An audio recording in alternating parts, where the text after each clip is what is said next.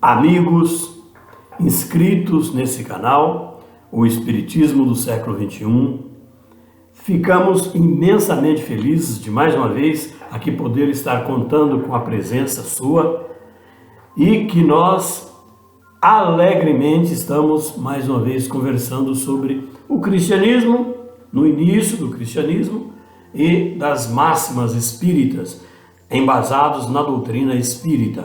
Especialmente, continuamos aqui com o livro Paulo e Estevão, de Emmanuel e Chico Xavier. Esse é o nosso episódio número 20º. Já são 20 episódios que estão aqui e eu aconselho a que vocês vejam os outros para acompanhar na sequência daquilo que a gente continua falando sobre a saga de Saulo de Tarso e depois Paulo de Tarso, São Paulo dos católicos, e que foi o grande responsável para a difusão do cristianismo no passado, não é? A gente pede ainda que vocês dê o like, se inscrevam no canal, isso é importante. É importante também que compartilhe e que participe, faça comentários, mande comentários para que a gente possa conversar, dialogar, dê sugestão para a gente, né? E estamos abertos a discussões, a melhorar a nossa conduta perante esse canal, perante esses vídeos, esses episódios que no momento estamos fazendo. Não esqueça, porém, vamos continuar. Nesse episódio, nós estávamos dizendo, né, da presença de Saulo de Tarso em Antioquia, que é uma cidade da Turquia muito importante, principalmente no início do cristianismo, principalmente porque é ali que Paulo de Tarso começou na sua tarefa de difundir e divulgar o cristianismo nascente.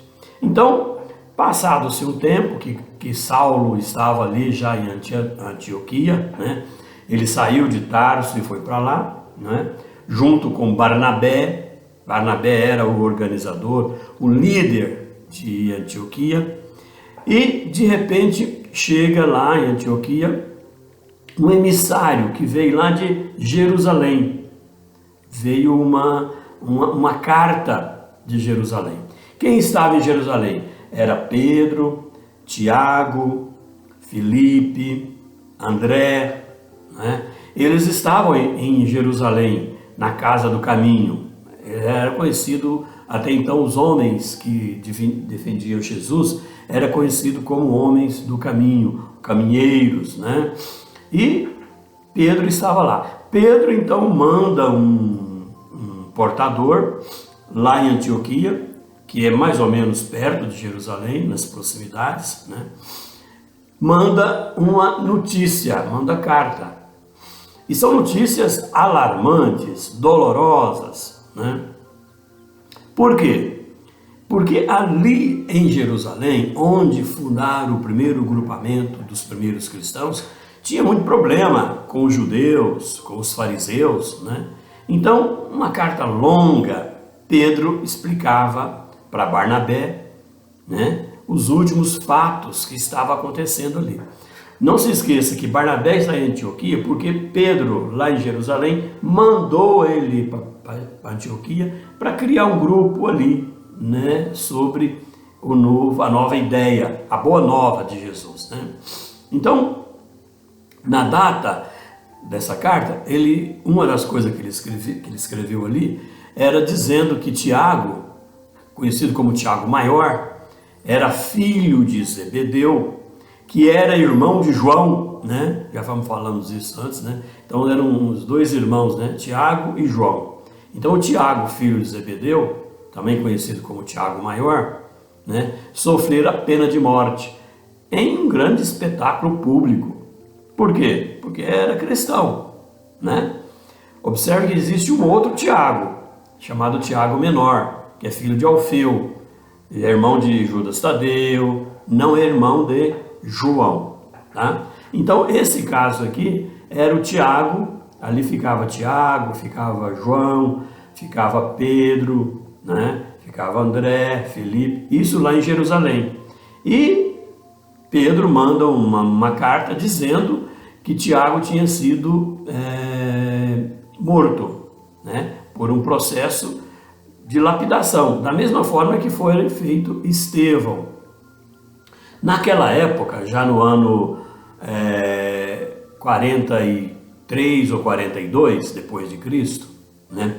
Cristo já fazia alguns anos que Cristo tinha morrido, tinha desencarnado, né? E quem coordenava ali era Herodes Agripa, que antes dele, na época que Jesus foi crucificado, era o Herodes Antipas, né? Tudo vai mantendo o nome, só muda a prolongação do nome, né? Esse era o Herodes Agripa. Esse Herodes, ele governou como rei da Judéia de 41 a 44 depois de Cristo. Ele era neto do Herodes o Grande, o primeiro, né? E ele era filho de Herodes Antipas. Ele foi nomeado pelo imperador romano Calígula. Então era nessa época, nos anos 40, já quem governava o Império Romano era o Calígula, que foi um grande problemático, né? Um imperador complicado, nós não vamos entrar em detalhe aqui. Mas o governo de Herodes Agripa, né, foi muito curto, porque ele morreu muito cedo, ele desencarnou muito cedo. Mas ele teve impacto, né? Ele foi responsável por algumas reformas, melhoria de infraestrutura na região, e ele teve um grande papel na perseguição dos primeiros cristãos. Como o pai, né, que condenou Cristo, ele continuou perseguindo os cristãos. Mas teve uma morte prematura, só com 4 anos ele desencarnou, né? Mas ele não tolerava as pregações cheias de sinceridade, apelos justos dos cristãos, né? E o irmão de João, o Tiago Maior, óbvio, filho de Zebedeu, ele era muito franco, ele usava aquela franqueza primitiva dos primeiros cristãos. E ele difundia, ele divulgava, né? Esse Tiago, irmão de João, filho de Zebedeu, ele não adaptava aquele convencionalismo farisaico dos fariseus, né? E ele levava muito longe aquelas exortações profundas do Cristo, né? E isso incomodou Herodes Agripa. E esse rei, esse Herodes, logo levou, né, contribuiu para que ele fosse lapidado, da mesma forma que Estevão foi lapidado, apedrejamento até a morte, né? Os fariseus e os judeus da época, eles exasperavam contra as noções de liberdade religiosa. Não podia ter liberdade religiosa de maneira nenhuma, né? E aquela conduta de Tiago era como se fosse um rebelde, né? Então, com isso, a carta de Pedro trouxe essa notícia ruim, dizendo que Tiago tinha sido morto, né? E que as perseguições lá em Jerusalém estavam absurdamente penosas, né? A vida era muito penosa naquela igreja, né? naquele grupo de pessoas. A cidade sofria fome, epidemia. Claro que isso necessitava que os homens do caminho tivessem uma ação muito intensa para socorrer aquele povo, né? Filas de famintos, doentes, batiam à porta pedindo socorro e amparo, né? Então, o Simão Pedro, o ex-pescador, ele solicitou lá em Antioquia que desse alguma ajuda, pediu socorro, né? Então ele sabia que lá em Antioquia estava bem, né? E que não tinha tanta perseguição como estava lá em Jerusalém, e ele pediu socorro, né? E com isso complicou, né? Porque Antioquia, o grupo de Antioquia, liderado por Barnabé, onde Saulo de Tarso estava, logo teve que ajudar e prontificou-se a ajudar. Logo prontificou. E com isso, logo ele queria, como é que fala? Ele devolveu a notícia dizendo que ele ia. Só que ele não queria ir sozinho, né? Ele não queria ir sozinho, né? Então ele tinha que arrumar alguém. Deixa eu só abrir um dado interessante. Naquela época, o termo igreja, né, a palavra igreja, já era usada. Vamos ver qual que é a origem da palavra igreja? A palavra igreja ela tem origem num termo grego chamado eclésia, ou eclésia, que significa assembleia ou reunião convocada. No contexto antigo, especialmente na antiga Grécia, o termo eclesia referia a uma assembleia política de cidadãos, melhor dizendo, que se reunia para tomar decisões e discutir alguns assuntos de interesse público. Isso era igreja. Originalmente, o nome grego é eclésias, né?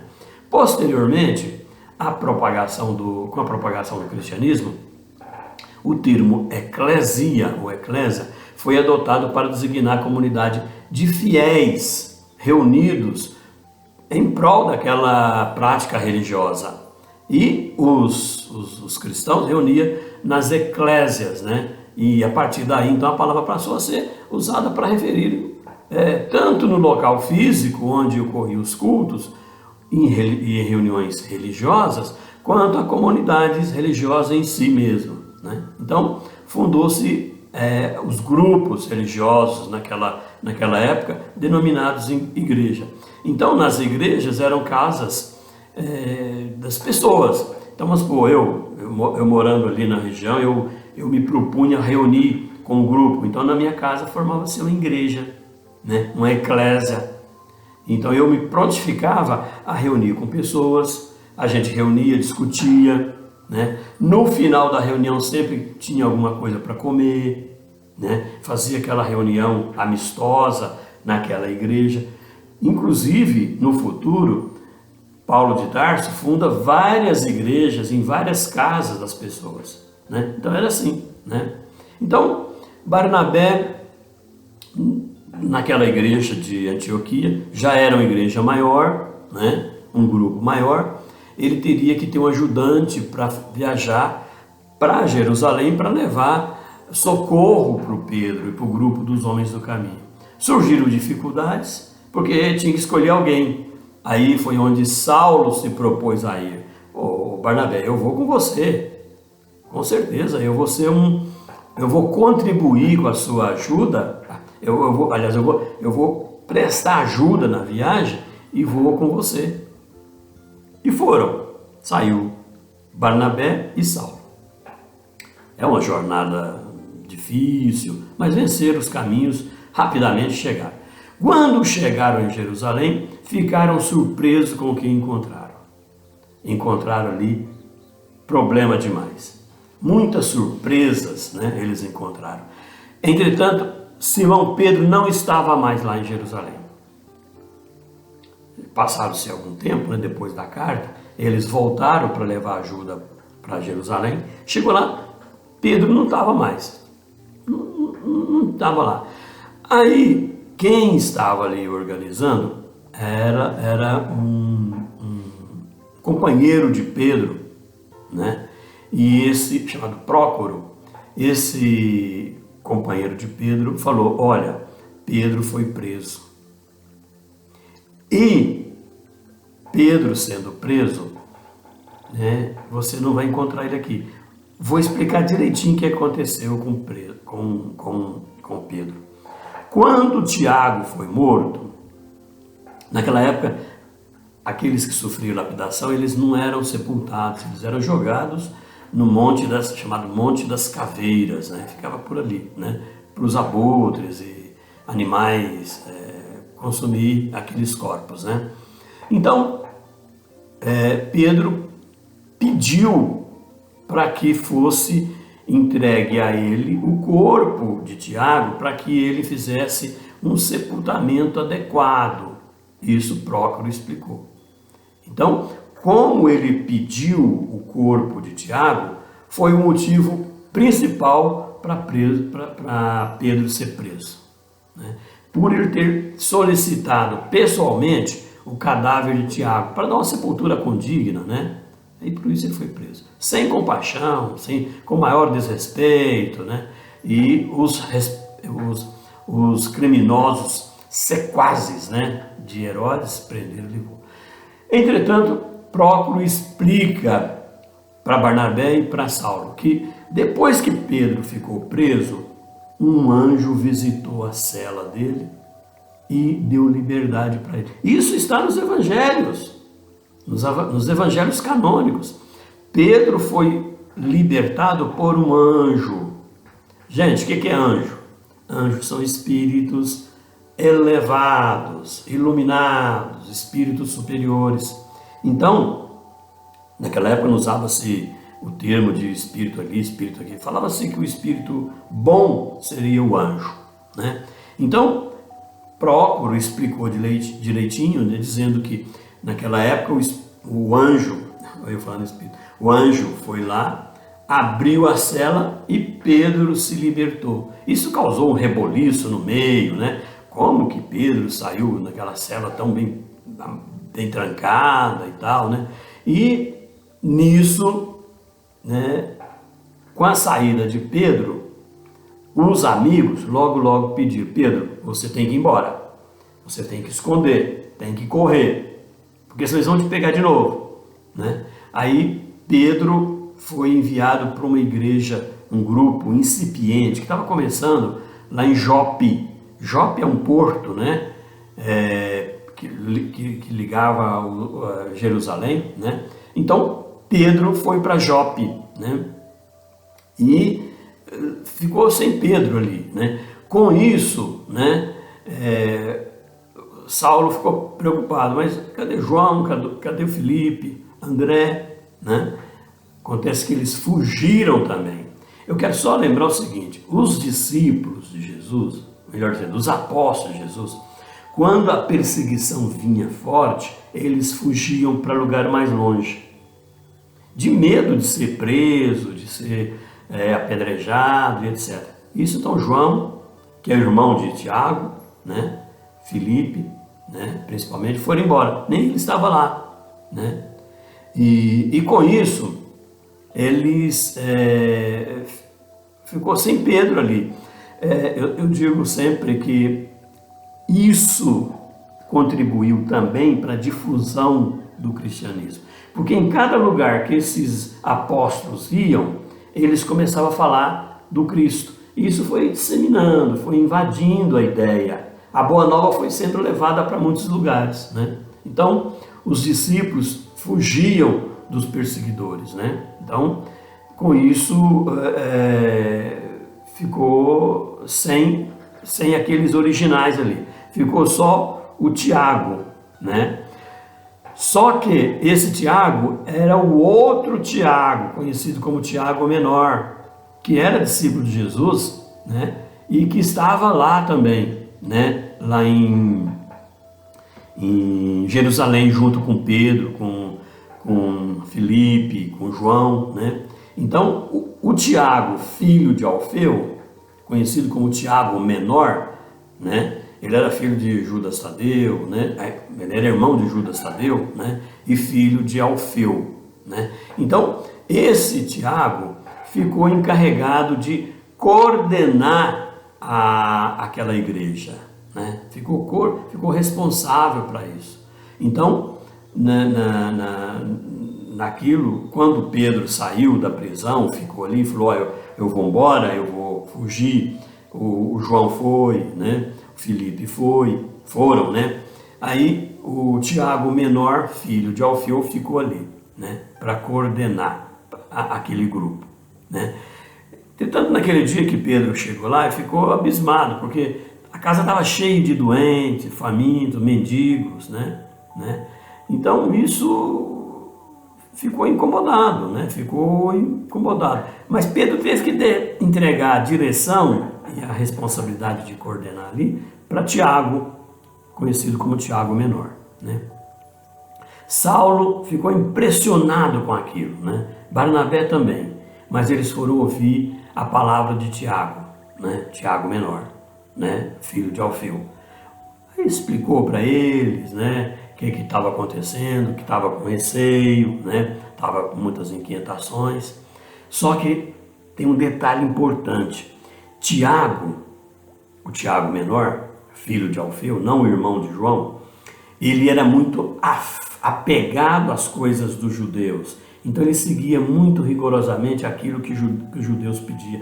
Ele lia muito, relia o Antigo Testamento, principalmente os livros de Moisés, os 5 livros de Moisés. Então ele seguia rigorosamente as leis mosaicas, né? Então, Prócoro até falou, olha, o Saulo e Barnabé, o Tiago, ele é tolerado pelos judeus, ele é tolerado, porque ele aplica aqui na Igreja do Caminho as regras e as normas do judaísmo, né? Então, na ausência de Pedro, ele criou novas disciplinas, novas normas. Segundo o próprio Prócoro explicou para o Saulo e para o Barnabé, que lá na Igreja do Caminho ninguém podia falar do Evangelho sem se referir primeiro à lei de Moisés. Era obrigatório, era a norma que o Tiago criou, né? Então, ele também, a nova organização ali, a nova direção da Igreja do Caminho, exigia que todo mundo tinha que ser circunciso, tinha que ter submetido à circuncisão. Se não fosse circuncidado, se não tivesse sido submetido à circuncisão, não podia nem ouvir as prédicas, as conversas ali. Então, isso fez com que os fariseus tivessem um pouco mais de tolerância aos homens do caminho, né? Aí Emmanuel até fala assim que aquela igreja, aquele grupo de pessoas estava equiparada à sinagoga. Era como se fosse uma sinagoga. Sinagoga é onde defendia as ideias de Moisés, né? O Antigo Testamento. Então aquela igreja do caminho era muito mais uma sinagoga do que uma igreja do caminho, né? Saulo ficou muito surpreso com aquilo. Ficaram no silêncio, entregaram o dinheiro que Antioquia trouxe para ajudar a melhorar ali, né? Trouxe o dinheiro. Antioquia estava muito bem, era um modelo, era um exemplo tremendo da essência do cristianismo, né? Aí, com isso, Saulo ficou mais preocupado, porque tudo ali estava tudo diferente, muito inferior, muito diferente do que eles imaginavam, né? Porque Barnabé e Saulo eram extremamente cristãos, né? Então ele ficou ali como um chefe provisório. Mas Barnabé ficou mais incomodado, porque depois de conversou com Tiago, com Prócoro, Tiago não convidou os dois para hospedar ali na igreja. Tinha que chamar, não, o Saulo, o Barnabé, fica aqui conosco, dorme aqui, fica aqui. Não fez isso. E aí Barnabé ficou abismado com aquilo, né? Mas como não vai chamar a gente aqui, né? E não chamou, né? Aí eles simplesmente ficaram decepcionados. Só que ali, lá em Jerusalém, tinha uma irmã de Barnabé, né? A irmã de Barnabé morava lá. Então Barnabé falou para Saulo, nós não fomos convidados para ficar aqui, então nós vamos lá para minha irmã. E eles foram para lá. Isso nós não vamos continuar hoje. Por quê? Lá eles vão encontrar uma pessoa fundamental no cristianismo, chamado Marcos, ou São Marcos. Nós vamos explicar isso melhor no episódio que vem. Não se esqueça de dar o like, não se esqueça de compartilhar. E é importante também que se inscreva no canal, participe, comente, dê sugestões. Isso é muito bom. Nós agradecemos muito. Um abraço carinhoso e um beijo no coração de cada um de vocês. Até a próxima.